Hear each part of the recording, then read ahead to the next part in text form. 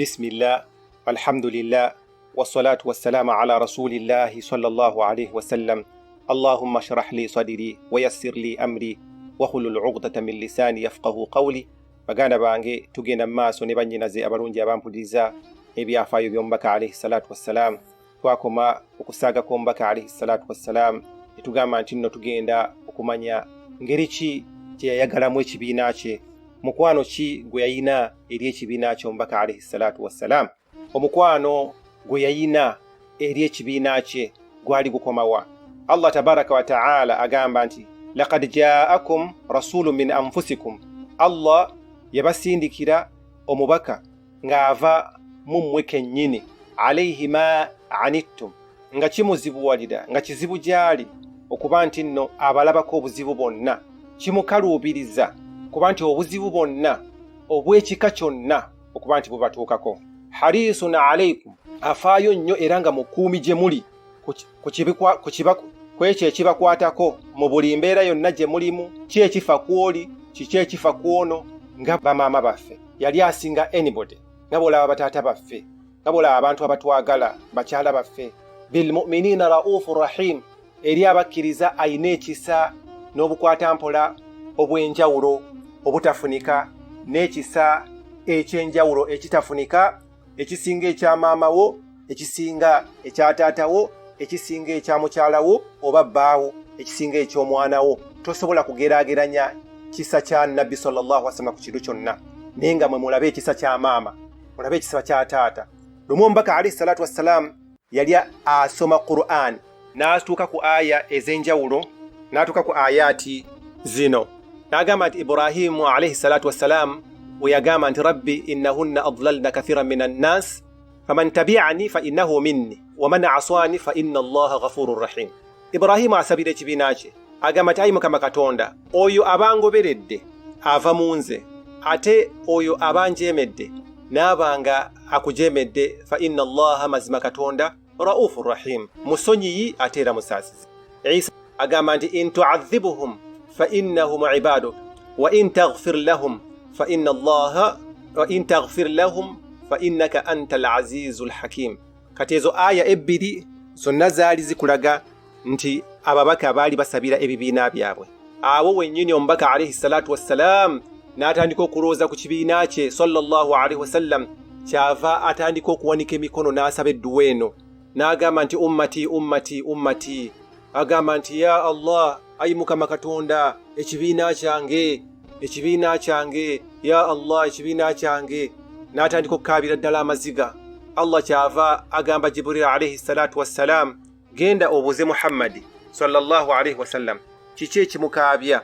Eno hadithi eri mu sahihi Bukhari, ate hadithi ntuufu. Allahu tabaraka wa ta'ala yali ategedde ekiri ku mubaka, kiki ekimukaabya, ate era yali mweteefuteefu kimuwa. Jibrilu alayhi salatu wassalam kyava ajja n'abuuza omubaka alayhi salatu wassalam, kiki ekikukaabya? Allah antumye nkubuuze kiki ekikukaabya. N'amugamba nti ekinkaabya ummati, kibiina kyange, simanyi Allah agenda kiisa atya ku lunaku luli. Jibril alayhi salatu wassalam kyava addayo eri Allah tabaraka wa ta'ala n'amugamba nti ekikaabya Muhammad sallallahu alayhi wasallam kibiina kye. Allah kyava agamba Jibril alayhi salatu wassalam akomewo ewa Muhammad sallallahu alayhi wasallam amugambe nti tujja kukusanyusa, inna larurdika, tujja kusiimisa ekibiina kyo, wala nasuuka, ate tetujja kunyiiza.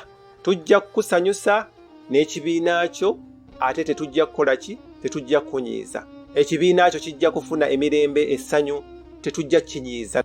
Inna lanurdika wa ummatuka, mazima tujja kukusanyusa n'ekibiina kyo.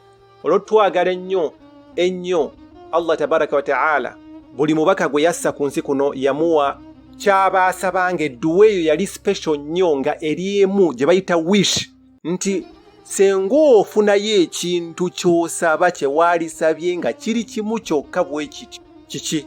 Ababaka abasinga bakozesa wish eno nga basabira ekibiina kyabwe n'akizikiriza.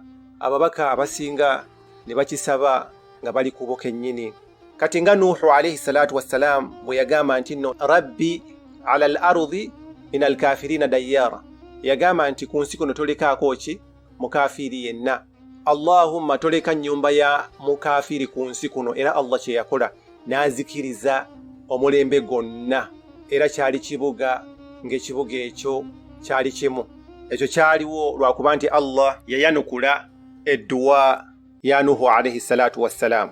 Ate ye Ibrahim alayhi salatu wassalam edduwa eyo yasaba Allah mu umma oba mu kibiina kye mu bazzukulu be ajjemu omubaka oyo Allahumma bajjemu omubaka anaabasomera obubonero obwo. Era omubaka alayhi salatu wassalam agamba nti ana da'watu abi, nze ndi dduwa yaki ya taata wange Ibrahim. Musa alayhi salatu wassalam yasaba edduwa ng'asabira Firawuna, n'amusabira Allah aleme mu luŋŋamya, Allah aleme kuluŋŋamya Firawuna. Era kyobula nti nno Firawuna teyaluŋŋama. Yasaba Allah nti ayi Allah, omusajja ono tomuluŋŋamya. Edduwa eyeemu, era y'ensonga lwaki Allah teyaluŋŋamya Firawuna wadde yasaba eyo edduwa ey'okumuluŋŋamya. Kati ye Sulaiman alayhi salatu wassalam yasaba edduwa ey'obwakabaka ng'asaba Allah amuwe obwakabaka, amuwe obufuzi bwatawanga mufuzi yenna. Fasakharna lahu riha tajri bi amrihi min haythu asab. Olwa Allah olw'edduwa eyo Sulaiman gye yasaba alayhi salatu wassalam n'amuwa obufuzi fenna bwe tumanyi, obufuzi obulungi, obufuzi bwe yafugirangamu empewo, n'afuga amajinni, n'afuga buli kimu ekiri ku nsi kuno. Sulaiman Allah tabaraka wa ta'ala yamuwa okumanya ennimi eza buli kiwuka, eza buli kinyonyi, eza buli kisolo, n'abanga ayina amaje ag'obunyonyi, ag'amajinni, ag'ebisolo, ag'abantu nga bwe mubiraba mu movies. Ezo zonna movies ze bazannya bakoppa Sulaiman alayhi salatu wassalam. Tewali kabaka yali afunye bintu ebyo. Kati ye Sulaiman yayina ekirabo ekyo. Kati omubaka alayhi salatu wassalam yayina ekirabo, edduwa eyo yali nnene nnyo gye yali alina okusaba. Ababaka bonna bye baasaba byonna omubaka alayhi salatu wassalam yali bisabye, Allah n'abimuwa. Naye yagamba nti ayi Allah, ababaka bonna baakusaba n'obaanukula, era buli mubaka eyakusaba guwawa ekirabo n'omwanukula edduwa gye yasaba ey'omulundi ogumu, bonna baagikozesa ku nsi kuno. Bonna okuggyako nze njagala ngitereke, era okusaba okwo sijja kukozesa ku nsi kuno. Ikhtabatuha li ummati yawma alqiyama. Edduwa eyo ngiterekedde ummati, ngiterekedde ekibiina kyange yawma alqiyama. Oyo yenna eyanzikiririzaamu yenna musaasire, omusonyiwe, omuwejjana. Oyo yenna eyanzikiriza n'agamba nti la ilaha illa Allah Muhammadur Rasulullah, musaasire, omusonyiwe ku lunaku luli. Oyo yenna, era kyovola nti buli omu yatoola la ilaha illa Allah Muhammadur Rasulullah, buli omu yagamba Muhammadur Rasulullah, wadde oli mwononefu otya, wadde Allah ajja kusula mu muliro emyaka n'emyaka n'emyaka, naye oluvannyuma ennyo Allah ajja kuyingiza ejjana. Lwaki? Lwakuba nti omubaka yakusabira okusaba okwo kwe yamuwa akusabire ku nsi kuno, n'agaana, n'agamba nti ajja kukusabira ku lunaku lw'enkomerero, Allah akusonyiwe, akuwejjana.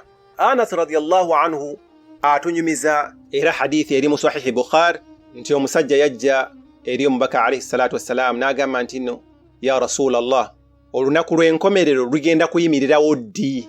N'amuddamu n'amugamba nti kiki kyoweeteeseteese nakyo, kiki kyoweeteeseteese nakyo olunaku olwo bwe lujja. Omusajja yasiriikirira nga bimusobedde, ne kikulaga nti omuntu bw'aba akubuuza ekibuuzo kyonna kasibe kya busiru kakibe kya bugezi, tonyiiga, muddemu ansa egenda okumuyigiriza ate emuluŋŋamye ku nsonga, ng'omubaka bwe yaddamu omusajja ono.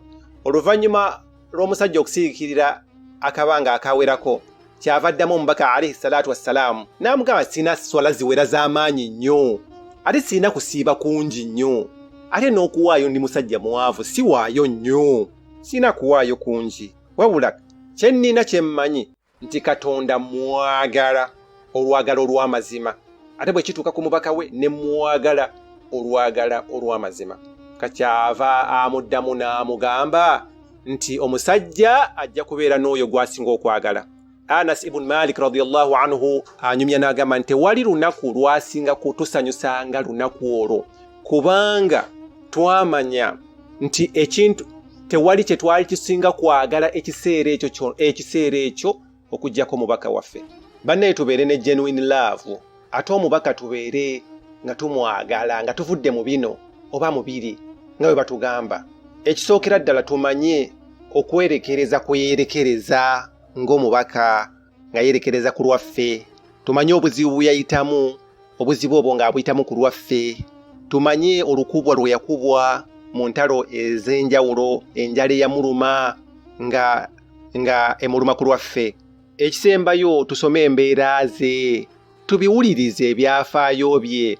Ebyafaayo by'omubaka tebyetaaga kusoma nnyo, byetaaga kubifunira kadde n'otandika okuwuliriza, n'otandika n'osaba Allah akusaasire, n'okaabamu ku maziga awo, n'osabira omubaka, n'osabira abakkiriza. Ebyafaayo by'omubaka bikusembeza eri Allah tabaraka wa ta'ala, n'omanya obuzibu bwe yayitamu. Allah tabaraka wa ta'ala agamba, qul in kuntum tuhibbuna allaha fattabi'uni, bwe mbanga ddala mwagala Allah. Agamba omubaka alayhi salatu wassalamu nti bagambe Muhammad sallallahu alayhi wasallam, bagambe in kuntum tuhibbuna allaha, bwe mubanga ddala mbutuufu mwagala Allah tabaraka wa ta'ala, mwagala Katonda wammwe, fattabi'uni, mungoberere, yuhibbukumullah, Allah ajja kubaagala, wa yaghfir lakum dhunubakum, ate abasonyiwe amazambi gammwe gonna. Tusaba Allah atuteeke mu abo abaagala omubaka sallallahu alayhi wasallam, ate era nitumugoberera, ate era tusaba Allah atuteeke mu abo basonyiwa amazambi gonna. Wa sallallahu ala khayri khalqi Muhammad wa ala alihi wa sahbihi ajma'in. Wassalamu alaykum wa rahmatullahi wa barakatuh.